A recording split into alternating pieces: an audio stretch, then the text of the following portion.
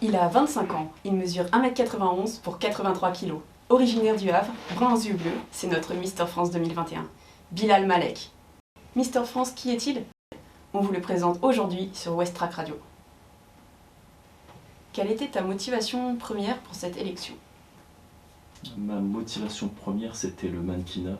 En fait, je voulais, après mon master, là je suis en deuxième année de master, marketing, à l'Université du Havre. Je voulais faire du mannequinat et Mister France, c'est arrivé dans une conversation entre amis et je me suis dit pourquoi pas moi, ça peut m'avancer dans cette direction qu'est le mannequin, tout simplement. Ok. Et qu'est-ce qui, selon toi, t'a démarqué lors de ce concours? Ce qui m'a démarqué, je sais que je faisais partie des favoris. Je suis grand de taille. Physiquement, je suis plutôt pas mal. Mais ouais, je faisais partie des favoris. Et après, ce qui m'a démarqué au niveau de l'élection, il n'y a pas vraiment de démarcation dans le sens où on est noté sur beaucoup de choses, comme la culture générale, la semaine de préparation, le show en lui-même et les votes du public. Alors, je pense que ce qui m'a démarqué le plus, c'est que j'ai reçu le plus de votes par rapport aux autres misters. Et au final, ça a bien fait la différence quand même. Donc est-ce que tu penses que du coup ce sont tes réseaux ou je sais pas, le charisme qui a joué un petit peu là-dessus? Ouais, je sais que j'ai eu une communication assez propre sur mes réseaux. J'ai essayé de mettre en place des... par exemple, concrètement, quand je balançais une photo, j'ai essayé de mettre une légende assez pertinente. Et je sais qu'avec certaines légendes, j'ai gagné en followers, mais aussi en votes. Et ouais, la communication, j'ai vraiment mis le paquet là-dessus pour essayer de fidéliser, enfin fédérer un maximum de personnes à ma cause. Ok. C'est peut-être tes études de marketing qui t'ont aidé un petit peu là-dessus. Ouais, un petit peu. Je voyais les outils qu'on avait en cours et puis j'essayais de les mettre en place tout simplement. Ok. Sinon, selon toi, en 2021, qu'est-ce qu'un homme idéal ou encore quelle est ta définition du Mister France selon toi? L'homme idéal. Pour moi, le Mister France doit véhiculer cette image d'homme idéal, doit vendre du rêve. Mais au-delà de ça, pour moi, c'est pas seulement vendre du rêve, c'est vraiment véhiculer des bonnes valeurs. Et un homme idéal aujourd'hui, après, c'est ma définition personnelle, c'est l'homme le plus polyvalent possible, auquel ses défauts sont vraiment minimes, et il a beaucoup de qualités. L'altruisme, la bienveillance, le respect, la gentillesse, c'est toutes les qualités d'un gentleman, mais à montrer, quoi, à montrer tous les jours et à vivre surtout. Ok. Mais est-ce que les défauts aussi font pas partie, entre guillemets, des qualités d'une personne? Ouais, les défauts, par exemple, en amour, faut les aimer. Ces petits défauts-là qui font que la personne, elle est atypique. Moi, par exemple, mon plus grand défaut, c'est que je suis tête en l'air.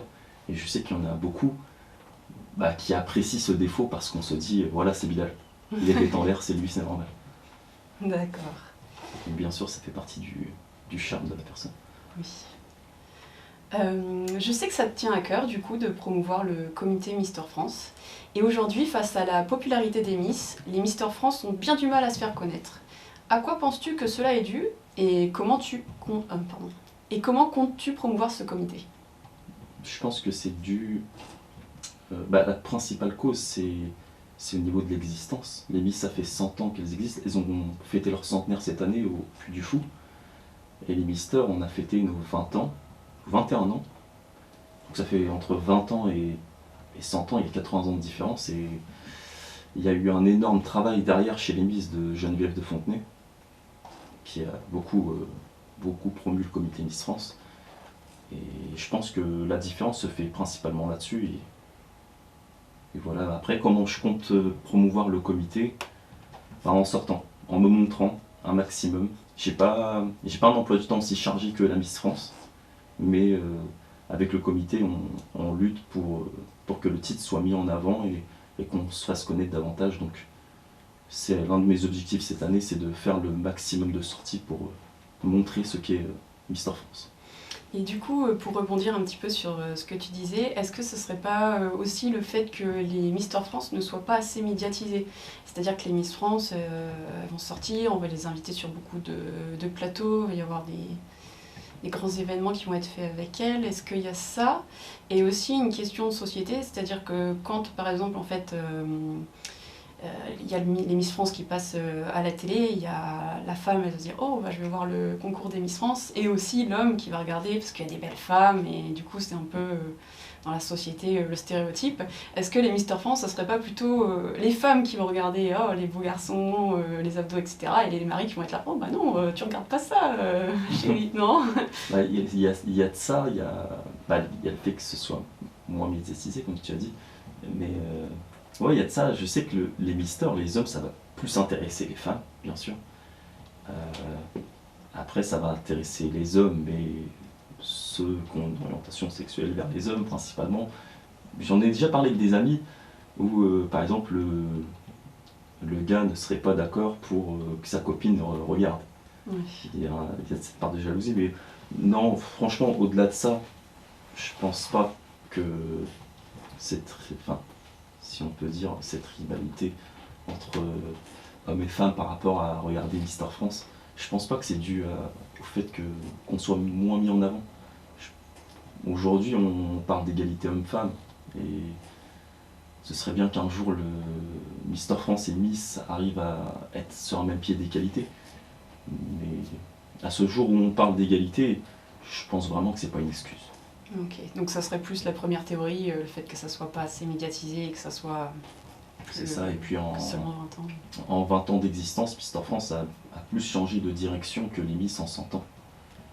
Et il y a une stabilité à trouver, et j'espère qu'on va la trouver là avec le nouveau président François Dexon qui travaille énormément pour que le comité soit mis en valeur, et que j'apprécie énormément, c'est mon petit président à moi. Et je sais qu'avec lui, le comité va bien avancer, j'ai confiance en lui.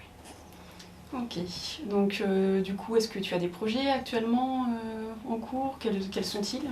Voilà, là, pendant mon année Mister France, je suis en train de me construire mon book pour l'après Mister France.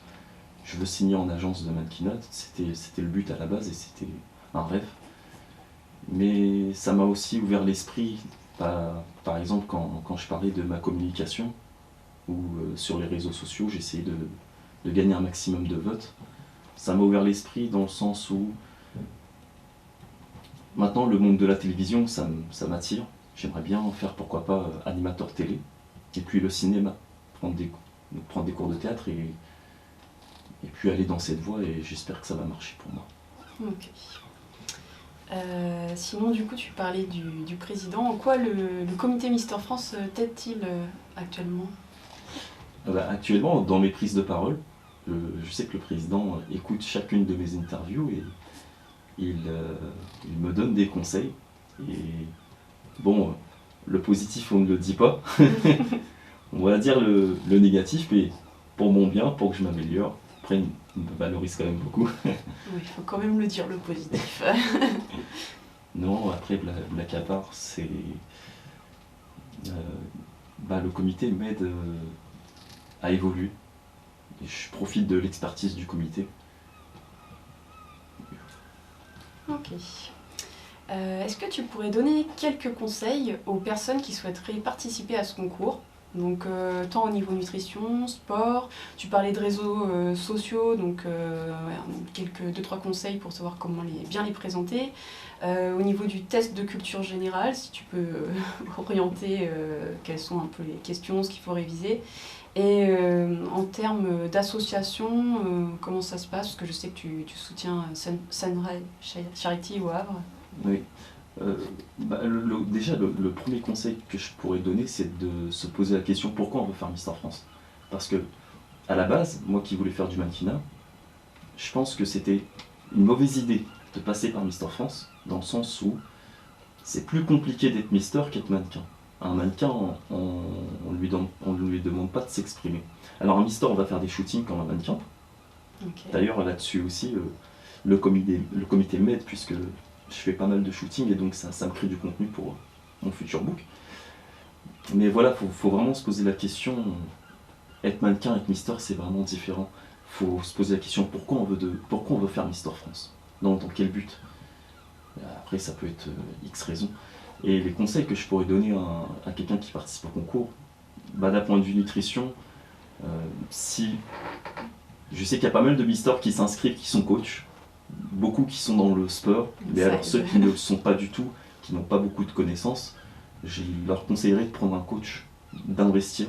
Ça fait partie des investissements par rapport au concours.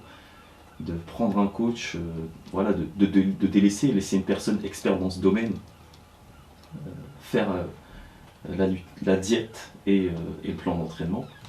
C'est un gain de temps. Après, au-delà de ça, les conseils que je peux donner, tu me disais, c'est notamment sur... Le sport, réseaux sociaux, le concours en lui-même. Ouais, les réseaux sociaux par exemple, vraiment il faut que ce soit propre, clean. Après, il faut rester soi-même, parce que demain, si tu essayes de changer pour plaire, le naturel il reviendra au galop. Donc vraiment rester soi-même. Il faut être propre. Et puis par rapport au concours en lui-même, il faut être concentré, motivé. Je sais que moi j'ai été élu en septembre Mister Normandie. Et depuis septembre jusqu'à le 8 mai, date de mon élection, je me suis vraiment conditionné mentalement où chaque matin je me réveille et je pense à cette date qui est le 8 mai. Donc le conditionnement mental fait beaucoup partie des clés de la réussite par rapport au concours. Ok, d'avoir une échéance en fait. C'est ça, d'avoir une échéance et puis d'essayer de s'améliorer dans chaque domaine. Moi, quand j'ai postulé au concours, je manquais beaucoup de confiance en moi. Et le simple fait de postuler, je suis sorti de ma zone de confort. Et au fur et à mesure que les mois passent, je sortais de ma zone de confort régulièrement, vraiment régulièrement. Avant de partir en interview, ça me faisait peur. J'avais le trac, le cœur qui s'emballait. Je stressais. Ma toute première interview radio, elle était au téléphone et je bégayais. D'accord. Pourtant, ça va mieux aujourd'hui. On ne me demandait pas de passer chez moi. Mais oui, aujourd'hui ça va mieux. Mais voilà, régulièrement, je me suis envoyé tout seul au casse-pipe. Je me disais c'est pour mon bien. Et puis au pire, qu'est-ce que je risque? Je vais pas en mourir. Et un jour tout le monde oubliera. C'est ce que je me disais, ça m'aidait à avancer. Oui, au pire, les gens se moquent et au mieux, tu réussis. C'est ça. Enfin, dernière petite question. Étant donné que tu es originaire du Havre et que le Havre a généralement été critiqué comme une ville grise et en béton, mais qu'aujourd'hui ce n'est plus le cas, que dirais-tu de cette ville pour attirer la curiosité des gens à y venir? En ce moment, j'ai mon petit argument pour attirer la curiosité. Je leur dis qu'il y a beaucoup de Parisiens qui sont en train d'acheter actuellement, puisque l'immobilier va flamber grâce aux investissements portuaires. Là, à Europa, ils ont investi 1,4 milliard dans des infrastructures pour que Le Havre devienne vraiment la porte d'entrée de Paris, le Grand Paris. Okay. Plus la ligne de TGV qu'on va mettre en place. Donc c'est pour les étrangers en dehors du Havre, c'est mon petit argument du moment. Mais sinon, oui, au-delà de ça, avant c'est vrai que c'était une ville très grise en béton. Il y a eu beaucoup d'investissements qui ont été faits. La plage qui a été refaite. Là maintenant, depuis 2017, on fait un été au Havre. Oui. Donc c'est plein d'œuvres à voir, tout ça. Il y a eu la catène de conteneurs qui a été construite. C'est une ville classée au patrimoine, surtout. Elle a été bombardée pendant la guerre. Et c'est une très très belle ville à voir. Ça a été bien reconstruit. C'est très charmant. Puis c'est un passage inévitable en Normandie. Le Havre, c'est un passage inévitable. Juste pour l'histoire. Ok.